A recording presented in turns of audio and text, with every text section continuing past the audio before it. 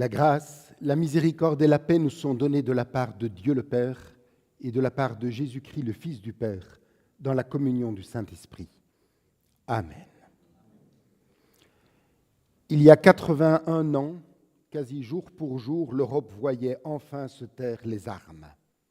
Le 8 mai 1945 mettait fin à une guerre qui laissait derrière elle des millions de morts, des familles brisées et un continent profondément meurtri. Au milieu des ruines demeurait une question. Comment continuer à vivre après tant de souffrances? Ou pour le dire autrement, comment rebâtir après avoir tant détruit? Alors, génération après génération, les peuples ont fait le choix de se souvenir. Se souvenir non pas pour entretenir les blessures, mais pour empêcher l'oubli. Car l'oubli est souvent le premier pas vers la répétition. Mesdames et messieurs les échevins, mesdames et messieurs les représentants des corps constitués, mesdames et messieurs les représentants des associations patriotiques, ainsi que les porte-drapeaux, mesdames et messieurs en vos titres, grades et qualités respectifs, chers frères et sœurs, tout au long de la Bible revient cette exhortation courte, souviens-toi. Les Écritures rappellent qu'un peuple sans mémoire est un peuple qui risque de perdre son âme. Car le souvenir n'a de valeur que s'il éclaire le présent et aide à bâtir l'avenir. C'est pourquoi l'appel biblique « Souviens-toi » s'accompagne souvent d'un autre « Raconte à tes enfants », transmets.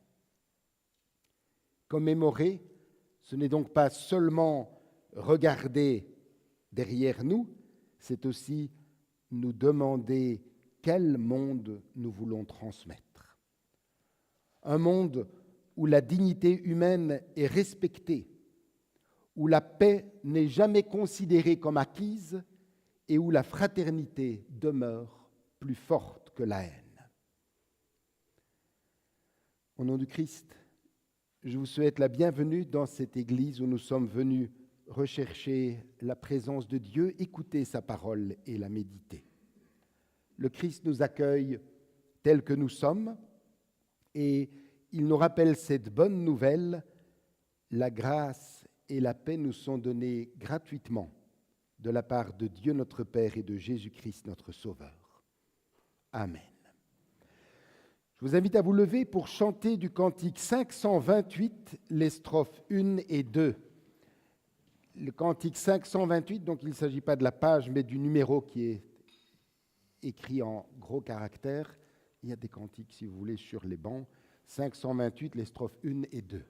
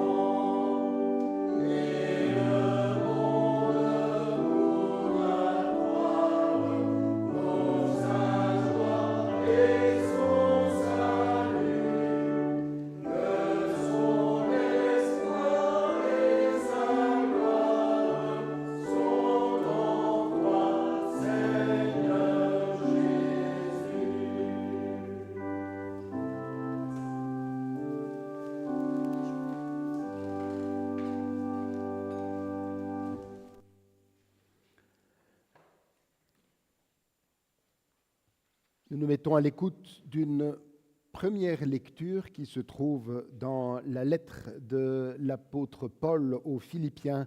Nous écoutons quelques versets au chapitre 4. Que votre douceur soit connue de tous les hommes. Le Seigneur est proche. Ne vous inquiétez de rien, mais en toute chose faites connaître vos besoins à Dieu par des prières, des supplications, avec des actions de grâce. Et la paix de Dieu, qui surpasse toute intelligence, gardera vos cœurs et vos pensées en Jésus-Christ. Au reste, frères, que tout ce qui est vrai, tout ce qui est honorable, tout ce qui est juste, tout ce qui est pur, tout ce qui est aimable, tout ce qui mérite l'approbation, ce qui est vertueux et digne de louange, soit l'objet de vos pensées. Ce que vous avez appris, reçu et entendu de moi, et ce que vous avez vu en moi, pratiquez-le, et le Dieu de paix sera avec vous.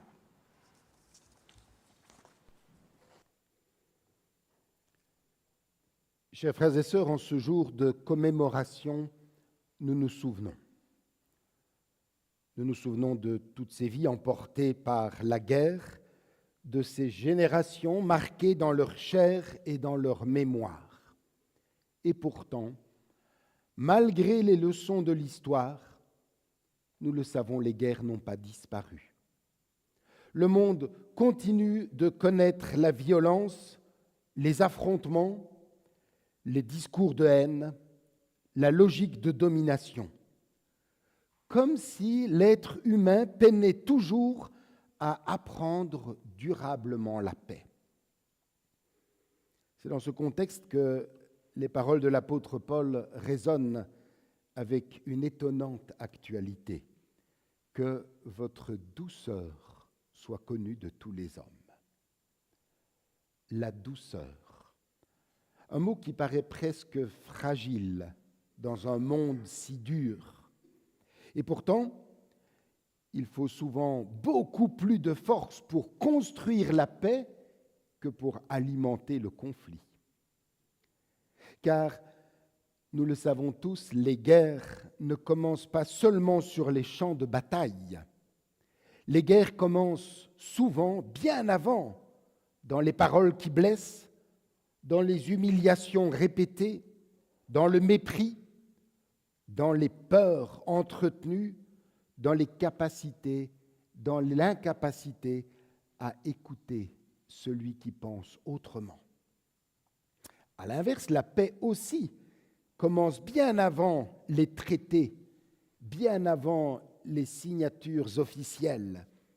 La paix commence dans les consciences, dans notre manière de regarder l'autre, dans notre manière de parler, dans notre manière de vivre ensemble malgré nos différences. Cet après-midi, notre assemblée rassemble des personnes d'horizons, de convictions et de sensibilités différentes. Certains parmi nous sont croyants, d'autres non. Nous n'avons pas tous les mêmes références, mais nous partageons tous la même humanité et la même responsabilité, celle de ne pas laisser la violence devenir une normalité.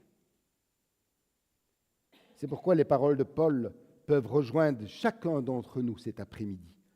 Que votre douceur soit connue de tous les hommes. L'apôtre ne parle pas de faiblesse ou d'effacement. La douceur biblique n'est pas synonyme de passivité. Elle est cette force intérieure qui refuse de répondre systématiquement à la brutalité par la brutalité. Elle est cette capacité à demeurer humain, même lorsque tout pousse à la colère, aux peurs ou au rejet.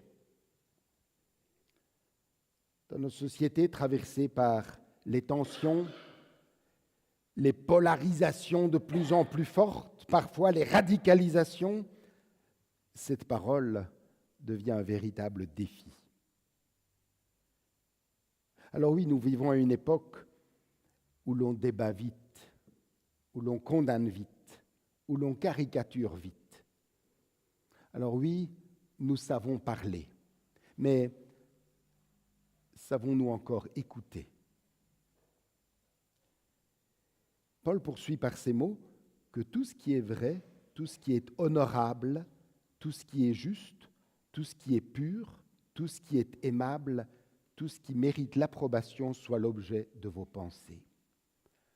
Autrement dit, pour le dire avec des termes plus contemporains, nourrissez votre esprit de ce qui élève l'être humain et non de ce qui l'abaisse. Là encore, cette parole nous interroge profondément parce que nos pensées façonnent nos paroles et puis nos paroles façonnent nos actes. Une société s'habitue au mépris et ce mépris finit toujours par fragiliser la paix. Une société qui banalise la haine prépare des violences futures. Mais une société qui choisit la justice, la vérité et le respect construit déjà quelque chose de plus solide. L'Évangile rappelle avec force l'infinie dignité de l'être humain.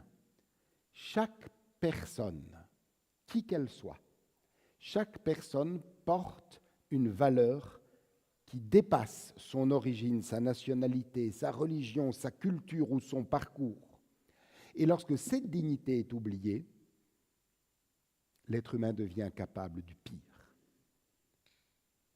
C'est aussi pour cela que les commémorations sont importantes.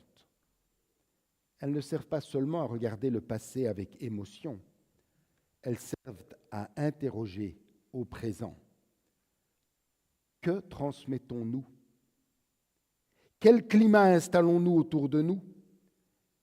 Quelles paroles faisons-nous grandir? Quelle peur entretenons-nous parfois? Et surtout, quel monde voulons-nous laisser derrière nous?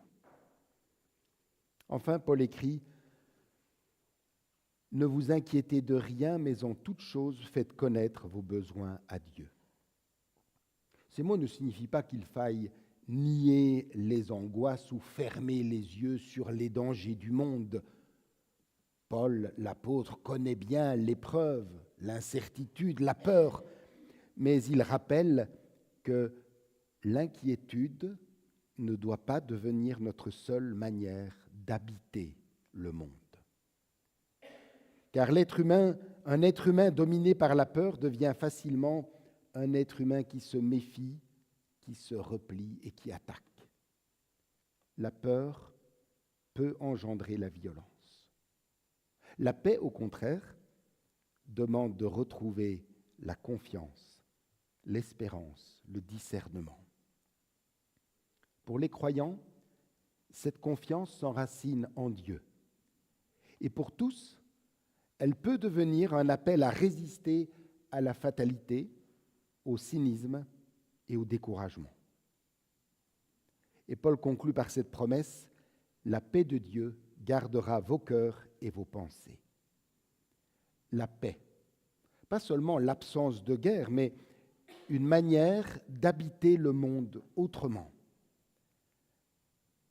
La paix ne commence pas dans les sommets internationaux, elle commence dans la manière dont nous regardons l'autre, dont nous parlons avec lui, dont nous vivons avec lui.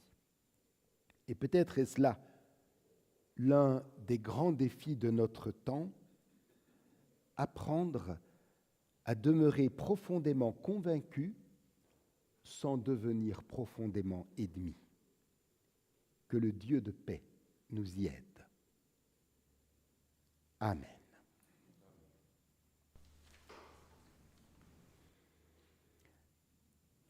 Je vous invite à chanter, on peut rester assis, un deuxième cantique, le 232. Nous en chantons les deux premières strophes.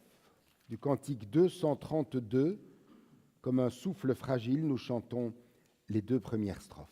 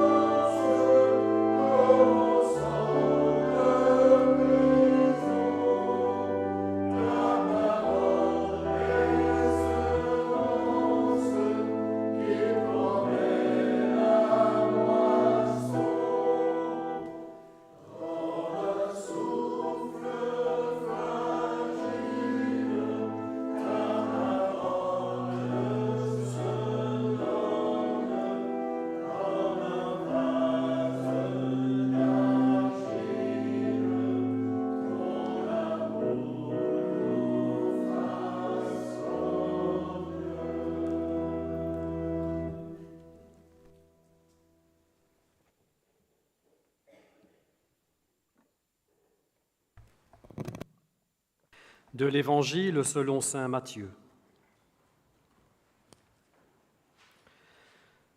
Ne vous faites pas de trésors sur la terre, là où les mythes et les vers les dévorent, où les voleurs percent les murs pour voler.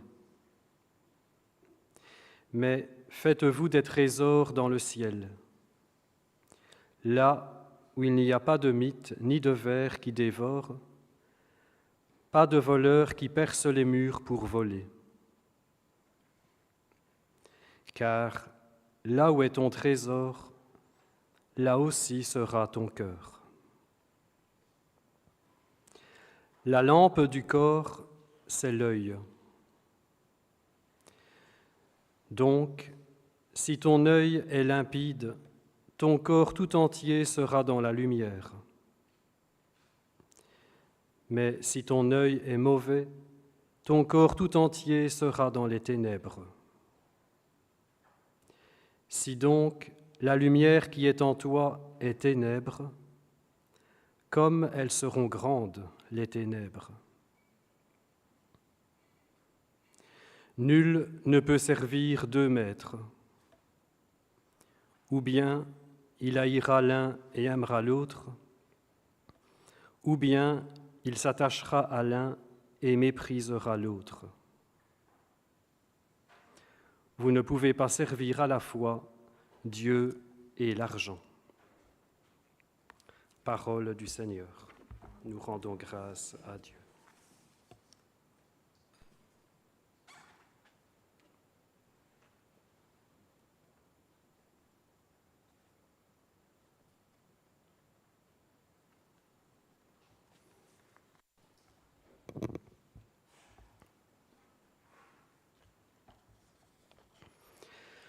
La réalité de notre vie et de notre monde nous invite à ne pas perdre de vue notre identité chrétienne. En ayant confiance en Jésus, en gardant les yeux fixés sur lui, nous éviterons et vaincrons les pièges et les illusions qui pullulent aujourd'hui. Parmi ces pièges, il convient de citer l'idolâtrie, qui est mentionnée à travers ce passage de Matthieu que nous venons d'écouter. En effet, nous avons tendance à reléguer Dieu et l'homme en dernière position, en privilégiant les profits, les intérêts ou les gains matériels. Et pourtant, nous prévient Jésus, tout cela restera sur cette terre et nous n'emporterons rien dans l'au-delà. Si certains idolâtrent l'argent ou le matériel, d'autres déifient leur corps, leur talent ou leur capacité au point de ne plus respecter le prochain. Parfois, on utilise son corps ou ses capacités pour commettre certains péchés ou certains délits qui éloignent de Dieu, du prochain et qui déshonorent la dignité humaine. C'est cela aussi qui motive certaines guerres et certains conflits à divers niveaux. Si nous prions pour une paix durable, réelle et respectueuse de la dignité de toute personne, nous sommes invités à mettre Dieu au-dessus de tout profit et considérer la personne humaine, créée à l'image de Dieu, comme fin et non comme moyen. De la sorte, nous connaîtrons la vraie mesure de notre vie et de nos moyens, afin d'entrer dans le royaume de Dieu. Que Dieu nous y aide. Amen.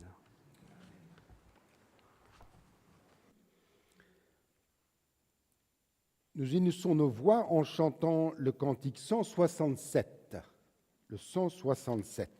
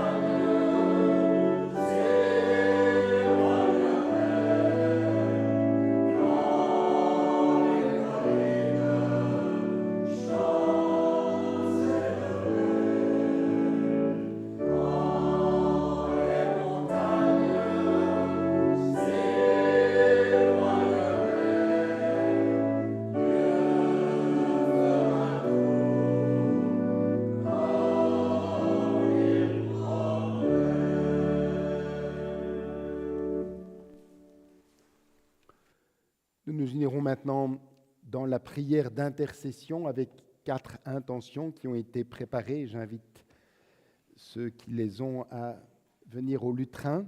Et nous répondrons à chaque intention en chantant le répond 847. 847. Voilà.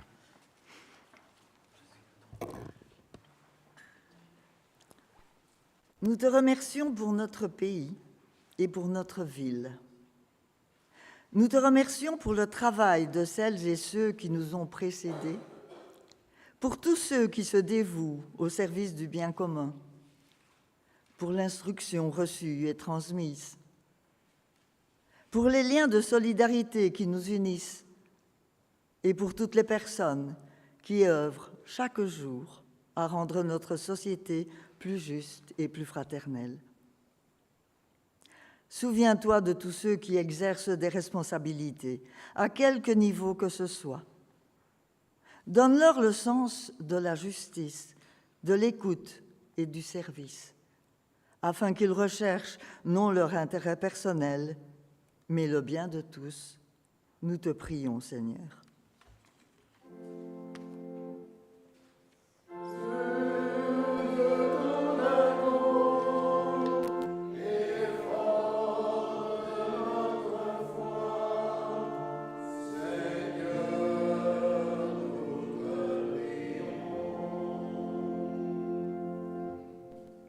Seigneur, en ce jour de mémoire, nous te prions pour nos cœurs, si souvent sollicités par le bruit et la consommation.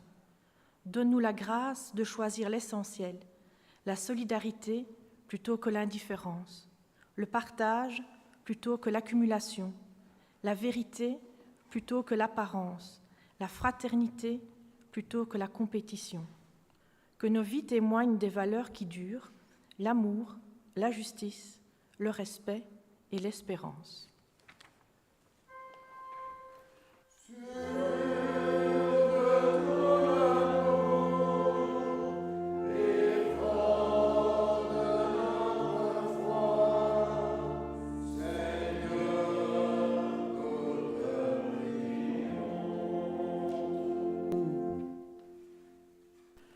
Ô Dieu, toi qui donnes la paix véritable, agis dans ce monde troublé et divisé par la puissance de ton Saint-Esprit.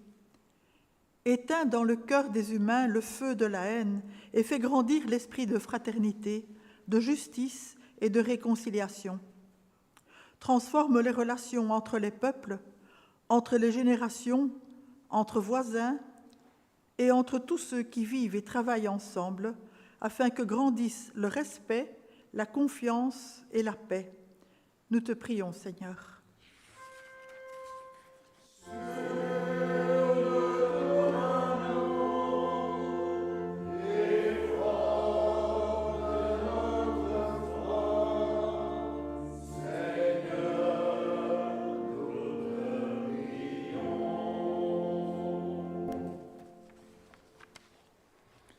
Seigneur, en ce jour de mémoire, nous te confions toutes nos familles.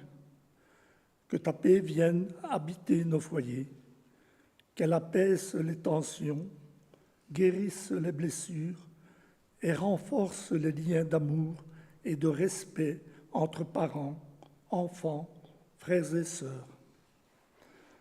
Apprends-nous à nous écouter, à nous pardonner et à marcher ensemble dans la paix et l'unité.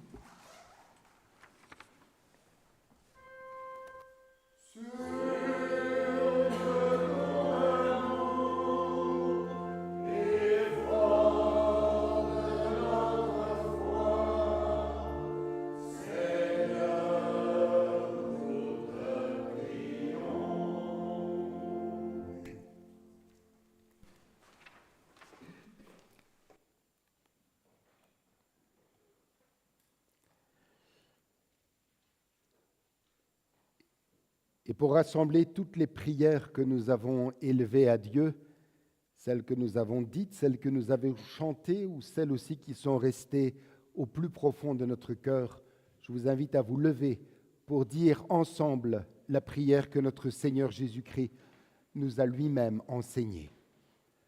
Notre Père qui es aux cieux,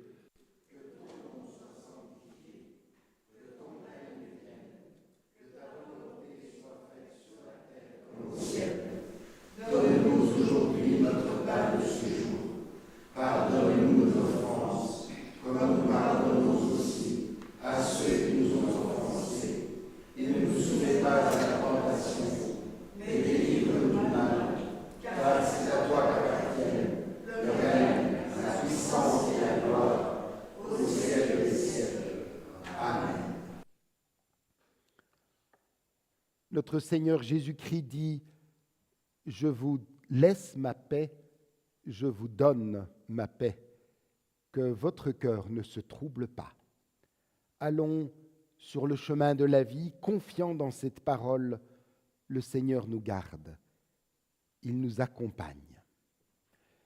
Que la grâce de notre Seigneur Jésus-Christ, l'amour de Dieu le Père et la communion du Saint-Esprit soit avec vous tous et avec vos familles, auprès et au loin, dès maintenant et à jamais. Amen. Et nous chantons le cantique 521, du cantique 521, c'est un cantique plus court, nous chantons 3 strophes, la première, la 8e et la 14e. 1, 8 et 14.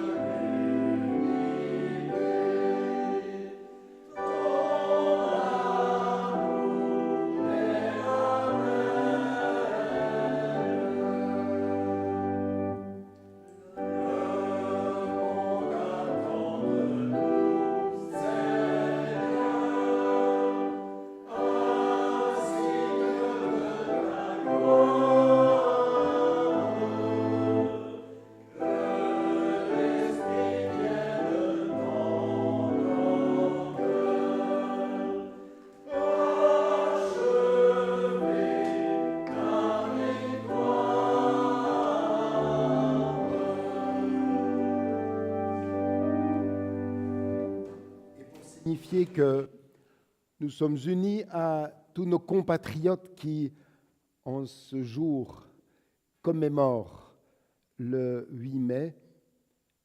Nous reprenons la Brabançonne.